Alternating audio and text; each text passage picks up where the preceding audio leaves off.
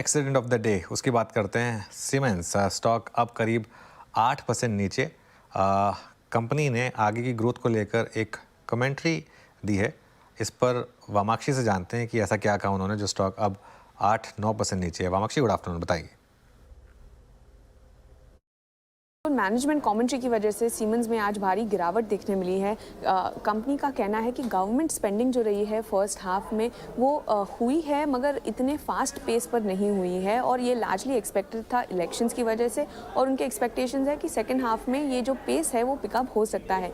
इसके अलावा उनका कहना है प्राइवेट केपेक्स पर कि यहाँ पर सेमीकंडक्टर्स, बैटरी और ईवी ये जो सेगमेंट्स है यहाँ पर काफ़ी अच्छी ट्रैक्शन दिखाई दे रहा है डिमांड फ्रंट पर। मगर जो ट्रेडिशनल टेक्नोलॉजीज़ है यहाँ पर अभी भी जो डिमांड है वो काफ़ी स्लो है और ओवरऑल अगर हम प्राइवेट केपेक्स को देखें तो यहाँ पर कोई मीनिंगफुल पिकअप नहीं नज़र आया है। तो ये एक की नेगेटिव कमेंट्री आई है कंपनी की तरफ से।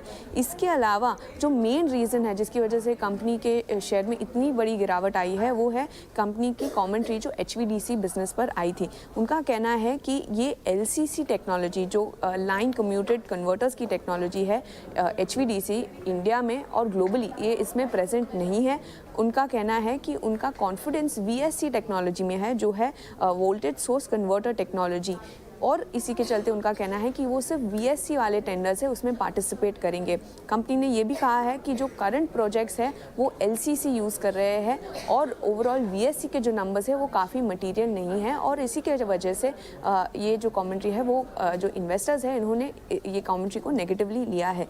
इसके अलावा उनका कहना है कि जो डिजिटल इंडस्ट्रीज़ है यहाँ पर भी वो काफ़ी हेडविंड्स फेस कर रहे थे सेमीकंडक्टर शॉर्टेज की वजह से, और जो कस्टमर्स ने डीस्टॉकिंग किया था उसकी वजह से यहाँ पर मार्जिन्स में भी दबाव नजर आया था, प्राइसिंग प्रेशर और अनफेवरेबल प्रोडक्ट मिक्स के चलते। मगर ये जो सिचुएशन है वो आगे चलते बदल सकती है, यहाँ पर वो रिकवरी एक्सपेक्ट कर रहे हैं। ओवरऑल जो कमेंट्री आई है खासकर की स्लगिश प्राइवेट केपेक्स और जो HVDC की जो पाइपलाइन है उस पर, उसी के चलते आज स्टॉक में हम दबाव दिख रहे हैं। बिल्कुल, अब इसमें इशू यही है तो ये हमको इस बार जो अर्निंग सीजन आएगा इसमें सुनने को मिलेगा कि ये वाला क्वार्टर ख़राब था और गवर्नमेंट कैपेक्स पिकअप नहीं हुआ, लेकिन जो मैनेजमेंट कह रही है कि सेकेंड हाफ में पिकअप होगा। अब सेकेंड हाफ में पिकअप होगा या नहीं ये भी अब एक होप है, लेकिन मार्केट जिस सिचुएशन में है, सिद्धार्थ जी गुड आफ्टरनून, उसमें अब मार्केट होप के बजाय डेटा पॉइंट पर फोकस कर रहा है और डेटा पॉइंट क्लियरली कह रहे हैं, आप जितने मर्जी डेटा पॉइंट देख लें कि Q3 Q2 जैसा ही वॉश आउट होने वाला है। ऐसे में क्या करें, सीमेंस जैसे स्टॉक के साथ क्या करें? ओवरऑल बेस के मार्केट पर इम्पैक्ट है, लेकिन सीमेंस पर क्या व्यू होगा? बिल्कुल गुड आफ्टरनून।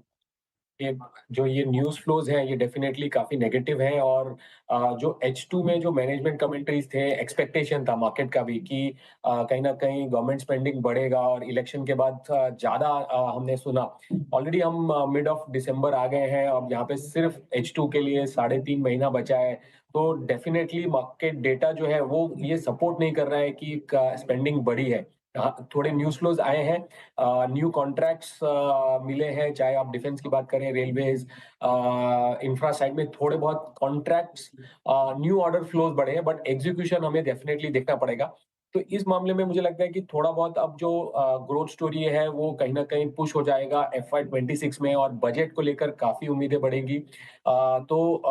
जो व्यू बन रहा है डेफिनेटली यहाँ पे थोड़ा सा अवॉइड करिए, वेट करिए for the real action to start. And मुझे लगता है कि Q3 में तो specially capital goods, infra space में इतने अच्छे नंबर्स नहीं आएंगे। थोड़ा मैनेजमेंट कमेंट्री और बजट को लेकर थोड़ा सा जनवरी में थोड़ा सा उत्साह होगा और उसके अलावा मुझे लगता है अवॉइड करना चाहिए capital goods in the near term, short term के हिसाब से। बिल्कुल, खैर ये मार्केट पर इसका इम्पैक्ट तो है। ये जो हमारी होप थी, ये थी महाराष्ट्र इलेक्शन के बाद कि कैपेक्स पिक होगा। अभी के लिए एटलीस्ट सीमेंस जैसी कंपनियों की कमेंट्री कह रही है कि नहीं। ये भी एक रीज़न है कि आज मार्केट जिस तरीके से गिरा है और जिस तरीके से मिड कैप्स गिरे हैं, क्योंकि ओवरऑल अब मार्केट इस चीज़ के लिए तैयारी कर रहा है कि नहीं, ये वाला अर्निंग सीजन भी ख़राब रहेगा और अब तक तो सिर्फ होप ही है कि आगे जाके Q4 में और अगले साल के Q1 में ये पिकअप होगा।